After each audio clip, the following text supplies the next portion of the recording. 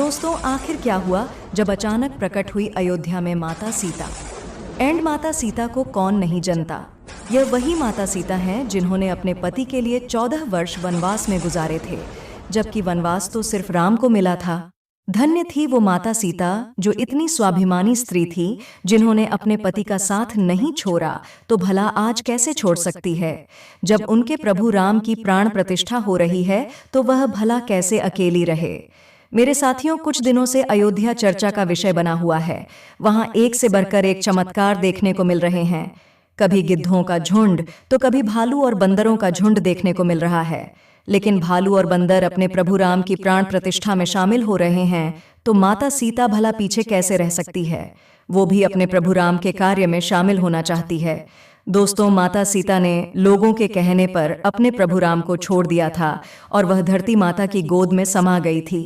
लेकिन जैसे ही उनको पता चला कि प्रभु अयोध्या आ रहे हैं, तो वह भी दौड़ती हुई चली आई अपने प्रभु से मिलने।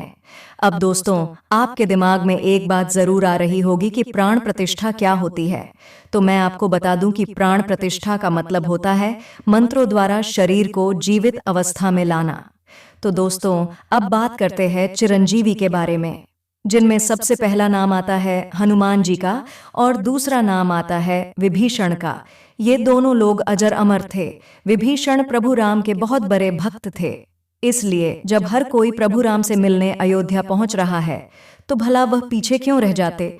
यह घटना अयोध्या नगरी की है, जो हाल फिलहाल ही हुई है।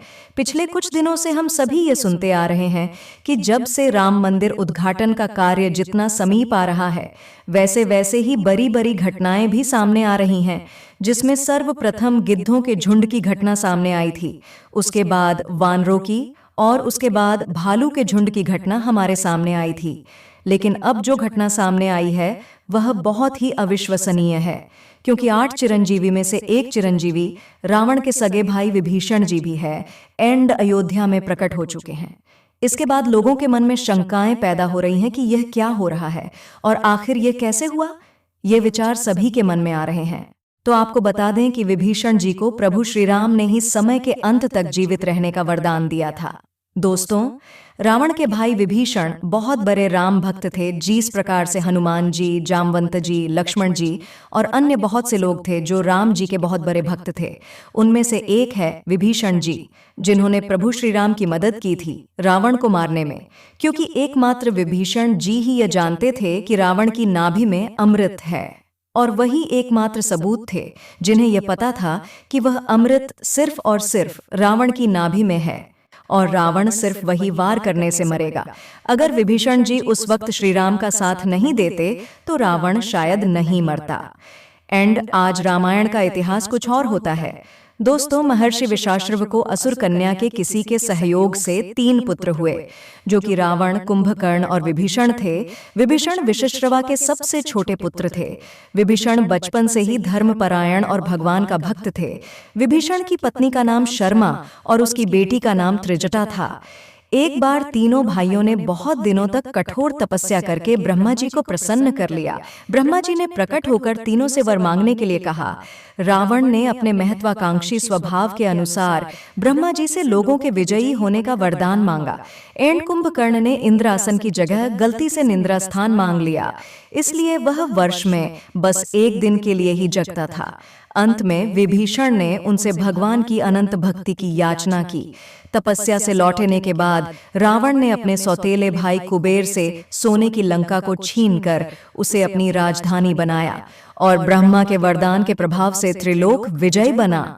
विभीषण भी रावण के साथ लंका में रहने लगे और रावण ने जब सीता जी का हरण किया, तब विभीषण पराई स्त्री के हरण को महापाप बताते हुए सीता जी को श्री राम को लौटा देने की सलाह देकर हमेशा धर्म की शिक्षा देते थे। लेकिन रावण उनकी एक नहीं सुनता था। अंत में रावण ने उसे लंका से निकाल दिया। दोस्तों, जब हनुमान जी सीता की खोज करते हुए लंका में आए थे, तो उन्होंने श्री राम नाम से अंकित विभीषण का घर देखा। घर के चारों को तुलसी के वृक्ष लगे हुए थे। सूर्योदय का समय था। उसी समय श्री राम नाम का स्मरण करते हुए विभीषण जी की निद्रा भंग हुई। राक्षसों के नगर में श्री राम भक्त को देखकर हनुमान जी को आश्चर्य हुआ। फिर उसके बाद दो राम भक्तों का परस्पर मिलन हुआ। हनुमान जी ने उनसे पता पूछकर अशोक वाटिका में माता सीता का दर्शन किया। जब हनुमान जी लंका का दहन कर रहे थे, तब उन्होंने अशोक वाटिका को इसलिए नहीं जलाया क्योंकि वहां सीता जी को रखा गया था। दूसरी ओर उन्होंने विभीषण का भवन इसलिए नहीं जलाया क्योंकि विभीषण के भवन के द्वार पर तुलसी का पौधा लगा था और वहां भगवान विष्णु का पावन शंख, चक्र और गदा भी बना था। सबसे सुखद तो यहाँ की उनके घर के ऊपर राम नाम अंकित था।